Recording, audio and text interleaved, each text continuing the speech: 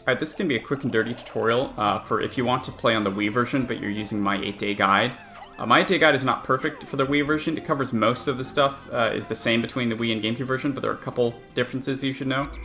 The first one being that if you want to throw a Pikmin onto a pellet posy, you don't need to dismiss it after it kills the pellet posy. It will be dismissed when it's done, and it will pick up the pellet on its own. Next up is Seasick throwing. The way you Seasick throw on the Wii version is you essentially get the cursor where you want it to be, and then you cover the actual Wiimote sensor with your index finger, and that will make your cursor not move. And then you can just alternate tapping down on the D-pad and mash A.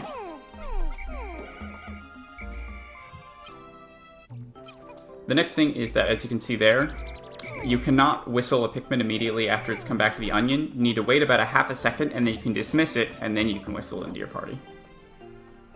And here I'm showing off that bombs don't explode if you whistle them on the Wii version after throwing them. They just rejoin your party. And then also a useful mechanic on the Wii version that's not on the GameCube version is if you press B, you can switch between Pikmin colors while holding a Pikmin.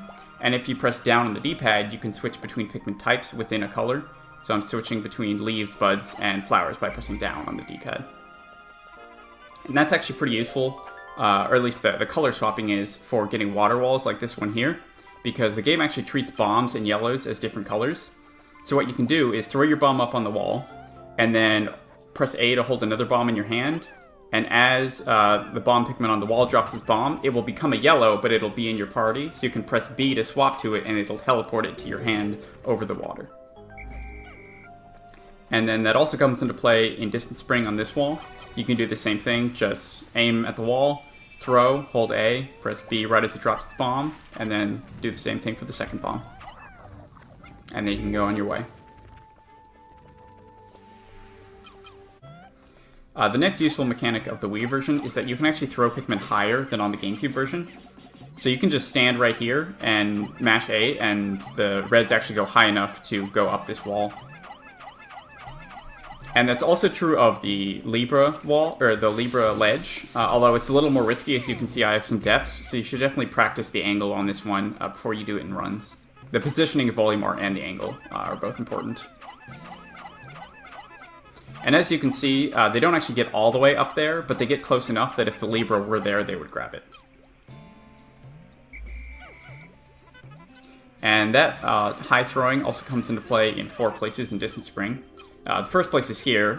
Rather than going over to the skull on the right, you can just throw your yellows over there, and then throw your blues over here, over this wall. Just saves a couple seconds. Next up is the Cronus Raptor. You don't actually need to do Bull Bear Clip on Wii version.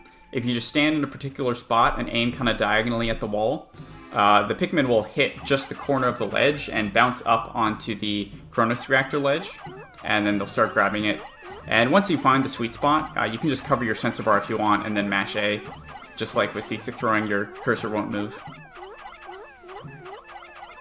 And then after you're done with that, you can head over to the Ionian Jet, and rather than having to use the geyser and get up onto the ledge to throw your Pikmin, you can just stay on the beach and throw them. And one other thing I'll mention, which I show a little bit here, but more on the next part, is another method of Seasick throwing on the Wii version is just kind of running up and down with the Olimar inside the Pikmin. It's not quite as effective as using the down on the D-pad, but it works as well. As you can see, I'm kind of running up and down, and then I can just throw the Pikmin over the Zirconia Murder Wall. And this one really only comes into play if you're doing the faster Distant Spring route.